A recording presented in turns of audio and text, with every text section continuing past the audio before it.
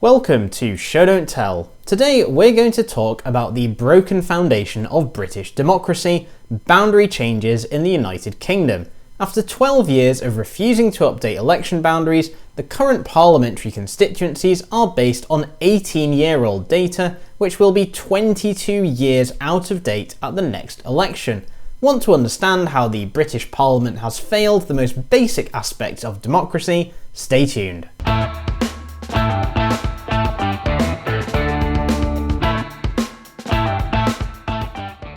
Ever since the rotten boroughs were abolished in 1832, we have had boundary reviews in order that constituencies reflect changes in the number of registered voters. However, the last implemented boundary review was in 2006. The 2013 review was killed by Parliament before it could even report, and although the subsequent 2018 boundary review made it to completion, it's trapped in purgatory as the government declines to bring the vote to implement the new updated boundaries because there is much doubt as to whether the bill will pass when it's brought forward. There is some question as to whether Parliament will actually carry through the present boundary reviews. So what is the current state of affairs? Well, today's English boundaries are based on the election rolls of the 17th of February 2000, and in the 18 years since there have not been any further revisions. Parliamentary reluctance stems from the 2011 Parliamentary Voting System and Constituencies Act, which changed many rules of the boundary changes, of which these two are by far the most contentious. I'll also highlight this rule because I'm going to use data exclusively from English constituencies, excluding the Isle of Wight, because it eliminates outlier constituency sizes, and these are comparable back to the year 2000, though the issues I'm talking about in this video are broadly true for the regions too. So in today's episode, we're going to talk about the 2011 changes and other issues that have put boundary reviews on hold for over a decade, with Show Don't Tell about each claim.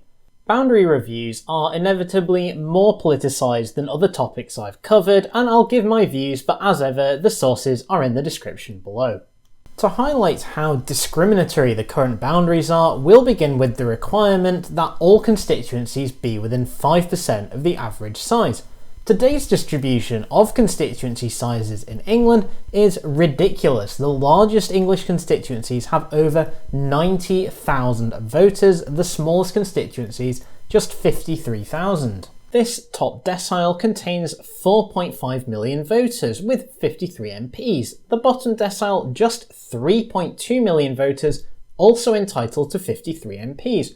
1.3 million more voters, absolutely zero additional representation. And to stress what I said before, this is all within mainland England. One constituent nation. No special deals, no protected constituencies. This is just how broken the boundary situation has become. Before 2011, reviews prioritised local government boundaries over equality, so even at the outset of the previous boundary review, they ranged from 14% above average to 20% below average.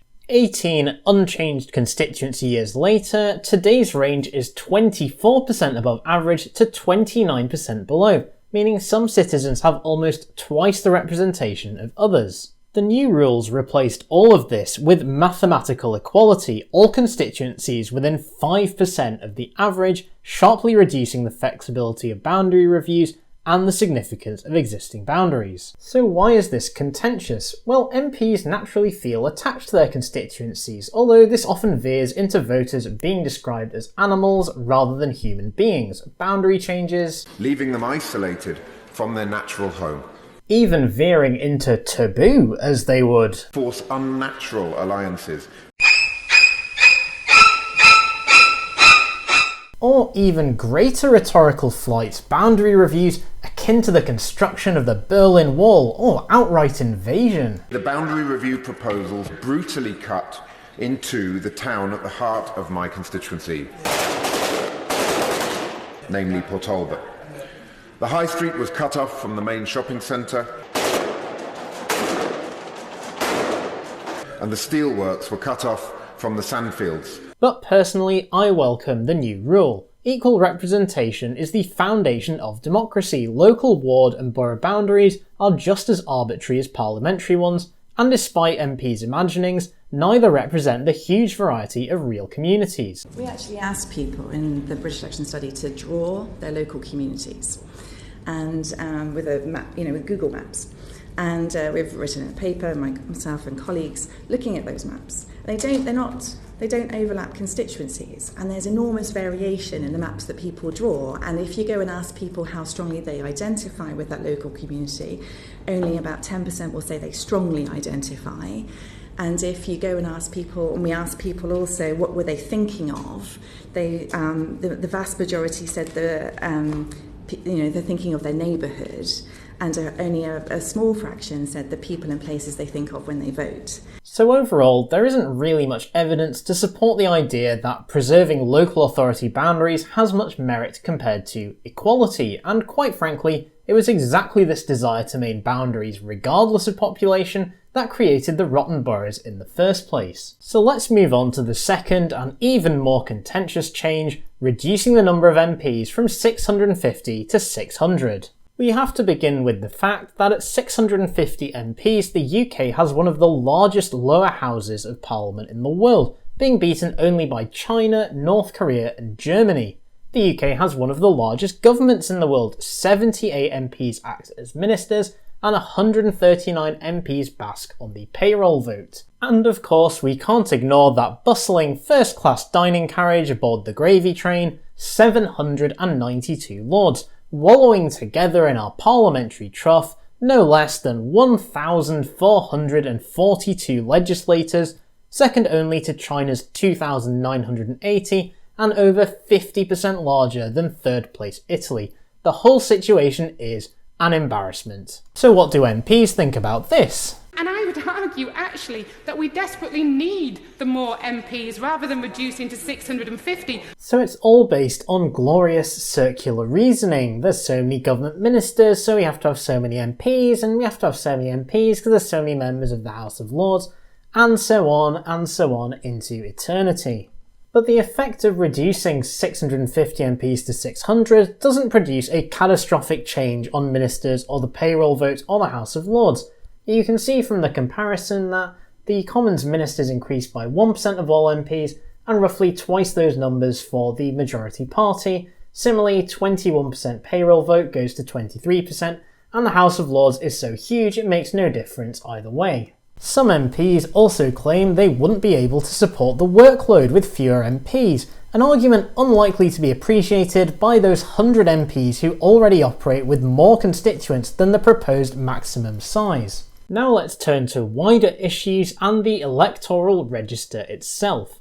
The boundary review submitted in 2018 was based on the December 2015 election rolls, but the Brexit referendum of 2016 created a large increase in registrations.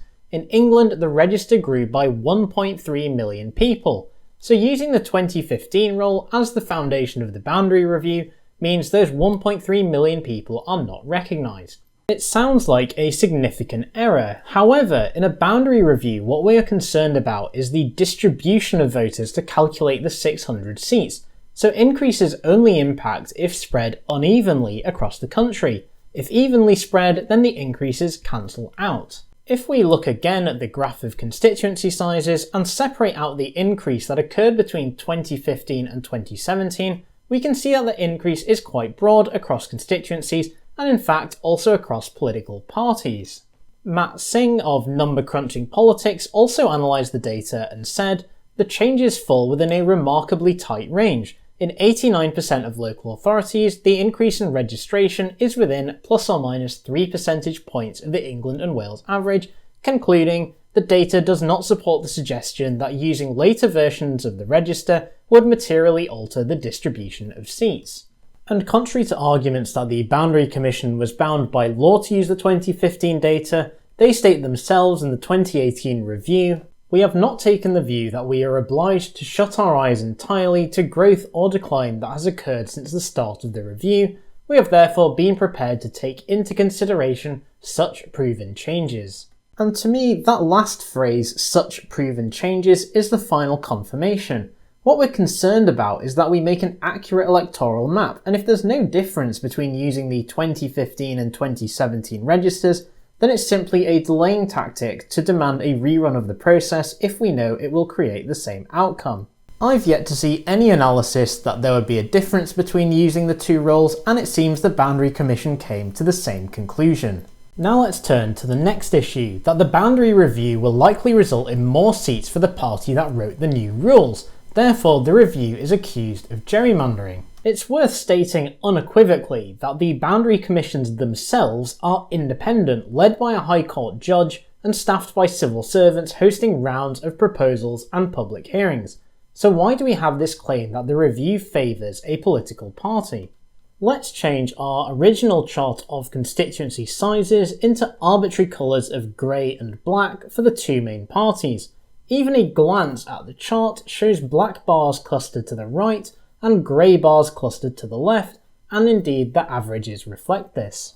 So the accusation of gerrymandering stems 100% from the idea that constituencies should be equally sized. There's nothing else to it. The new rules produce more black seats because they have larger constituencies which will be split, whereas the Grey Party has smaller constituencies which will be consolidated. To my mind, arguing against equality because historically you've been privileged and you'll be worse off when citizens are treated equally is not summiting the moral high ground, and frankly saying it was politicians setting the terms of the review doesn't even speak highly of how much respect you have for the idea of equality. And it's worth reiterating the inequality in this diagram, and I believe every political party should defend equal representation and its fundamental basis of democracy. As the saying goes, when you're accustomed to privilege, equality feels like oppression. Having had a system which permitted undersized constituencies in their favour, it's not surprising the Grey Party views equality as oppressive.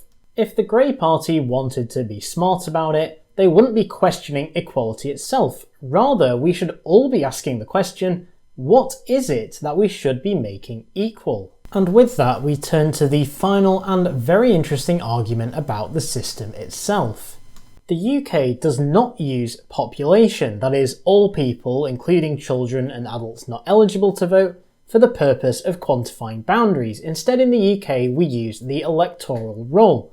Contrary to myth, this was not a recent change, it's been this way since 1944. Why we do so seems unclear. In my quick Wikipedia survey, Canada, the United States, Ireland and Australia all use population, usually from the census itself, a far more accurate system, rather than registered voters, so it doesn't appear the UK has the support of international convention.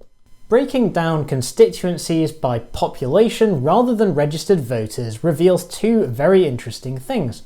Firstly, the skew on population is far greater than on registered voters. The largest constituency population is an incredible 185,000 people. The range of constituency populations in England varies from the mean by 78% above to 33% below. To understand why there is such a difference, let's break the population down into three groups: registered voters, under 18s, and other adults being people who either have not or cannot register to vote. You can see how much impact taking this into account has. If we look at that smallest constituency with just 53,000 voters, it's actually average on population because there are 25,000 adults not on the electoral register. And secondly, let's break it down again by political party. And now you can see the tables have turned. The Grey Party is now biased towards the right, and on average they actually have larger populations in their constituencies than the Black Party. I'm talking about this population point in some detail because it still surprises me how much difference it makes. Although there may be 4,000 fewer voters on average in a Grey constituency, it's equally true that there are 3,000 more human beings, and in some constituencies, less than half the population is on the electoral roll. I feel the Grey Party have missed a trick here. If they'd spent more time campaigning and building support for a population-based system, they could have made a public consensus for change in their favour, and overall I feel the time might be right to have a debate on whether we should actually be using population. So what happens next? Well, the government has to bring the now submitted 2018 review to a vote in the Commons and the Lords, where it can only be accepted or rejected, not modified in any way. The boundary review was submitted in September 2018, but the government has so far declined to bring it to a vote, possibly because there's something else taking up their time, but as I mentioned earlier, there is a great deal of scepticism about whether they have the votes to pass it, and the government may simply decline to ever try and redress inequity in current boundaries. There is another option sitting on the table, a private member's bill which has passed second reading and proposes 650 MPs, a 7.5% tolerance on constituencies, and throwing out the latest boundary review and starting all over again. It's also speculated that if the current boundary review fails, then the government may well support this bill. With the convenience of no job cuts and deferring a boundary review to beyond the next election, I suspect it's likely to succeed if allowed to be presented to the House. I feel in the UK we're simultaneously blessed by one of the best boundary review processes with independent commissions and public hearings, and cursed by one of the most self-interested groups of politicians in the world, who have built an unassailable paper castle at which they are determined to keep us locked out of. And that brings us to the end of today's long episode. Hopefully you've enjoyed it. Feel free to like, subscribe, or just watch some of my other videos, and I'll see you next time.